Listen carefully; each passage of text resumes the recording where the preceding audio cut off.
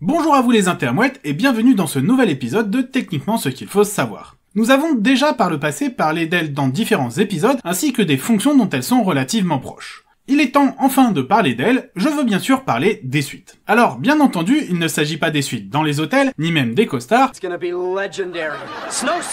mais bel et bien des suites en mathématiques. À l'instar des fonctions, les suites sont des espèces de boîtes noires dans lesquelles ont lieu des calculs pour obtenir un résultat. Vous vous en doutez, s'il existe une distinction entre suite et fonction alors que les deux se ressemblent, ce n'est pas pour rien. Pour bien les distinguer d'une fonction, qui est généralement désignée par la lettre f, une suite est-elle généralement désignée par la lettre u, bien que comme pour les fonctions, toutes les lettres soient possibles tant que vous définissiez bien les choses. La grande différence entre fonction et suite est que là où une fonction dépend d'une ou de plusieurs variables pour nous renvoyer une valeur, la suite va-t-elle énumérer des nombres les uns après les autres. Cette énumération est rendue possible grâce à des calculs, là c'est un peu comme les fonctions, mais cette distinction se fait sentir dans l'écriture et le vocabulaire. Les différents résultats successifs d'une suite sont appelés les termes. Pour connaître leur rang dans la suite, c'est-à-dire la position d'un terme, ce dernier est désigné par un nombre inscrit en indice du nom de la suite. Traditionnellement, on commence avec le terme U0, puis viennent les termes U1, U2, et ainsi de suite. C'est là justement que se trouve la distinction fondamentale entre fonction et suite, puisque là où une fonction peut avoir une variable prenant n'importe quelle valeur, une suite est indexée avec des nombres entiers. Pour bien signifier cela, là encore, une suite est donc définie non pas comme U de x, mais comme U de n. Maintenant que tout cela a été mis au point, nous pouvons réellement nous intéresser aux suites.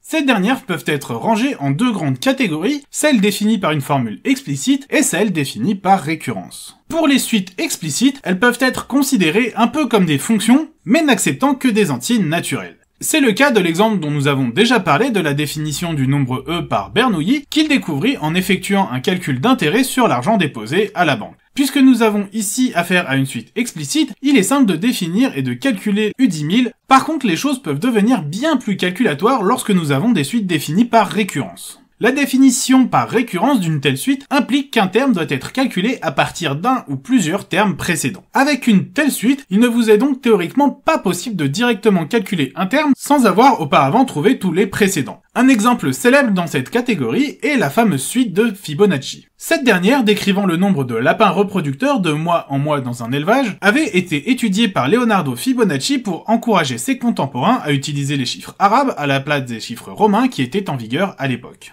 Dans cette suite, la population de lapins lors du mois n dépend de sa valeur lors du mois précédent, n-1, ainsi que du mois encore d'avant, n-2. Contrairement à la définition explicite de E, il ne vous est donc pas possible de calculer ici le terme U800 sans avoir connaissance de la valeur des termes U99 et U98. Or, U99 dépend bien sûr des termes précédents, à savoir U98 et U97, et ainsi de suite. Il se pose alors un problème qui est celui de l'initialisation. En effet, en remontant ainsi dans la liste des termes, nous allons forcément nous retrouver sur U0 qu'il faut définir, sans quoi le calcul ne pourra jamais être commencé. Mais toutes les suites par récurrence nécessitent une initialisation, sans quoi, malgré la définition de la récurrence, tout calcul sur cette suite est concrètement impossible.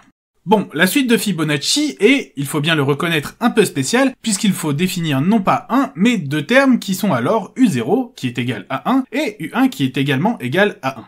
Techniquement, ce qu'il faut savoir, c'est que les suites sont des outils assez proches par le principe des fonctions, mais s'éloignant de ces dernières par leur fonctionnement. Elles vont en effet énumérer une suite de nombres, d'où leur nom, que l'on désigne alors comme les termes de la suite que l'on va ordonner en fonction d'un rang qui détermine leur position dans la suite. Cela aboutit à une syntaxe propre aux suites qui vont ainsi être représentées par l'écriture U de n. Elles peuvent être définies de façon explicite, un peu à la manière des fonctions, permettant ainsi de calculer n'importe quel terme, quel que soit son rang. Mais l'une des grandes particularités des suites est qu'elles peuvent être définies par récurrence.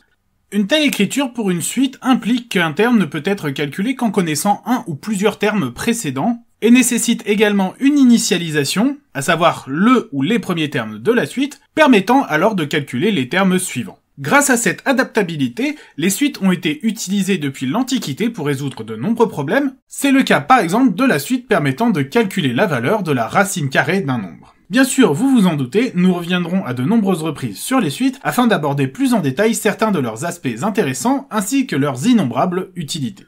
Voilà, c'est donc la fin de ce premier épisode de Techniquement ce qu'il faut savoir abordant les suites. Comme d'habitude, je vous invite à partager ma vidéo, à la commenter, mais également à la liker afin d'améliorer le référencement de la chaîne. Vous avez également la possibilité de me suivre sur les réseaux sociaux où vous serez informé des épisodes à venir, et vous pouvez également me proposer des sujets que vous aimeriez voir traités ici. Bien sûr, si ce n'est pas déjà fait, je vous invite à vous abonner et à cliquer sur la cloche afin d'être informé des nouvelles vidéos et de ne rien rater de l'actualité de la chaîne. Je vous dis en tout cas à bientôt pour un nouvel épisode de Techniquement ce qu'il faut savoir.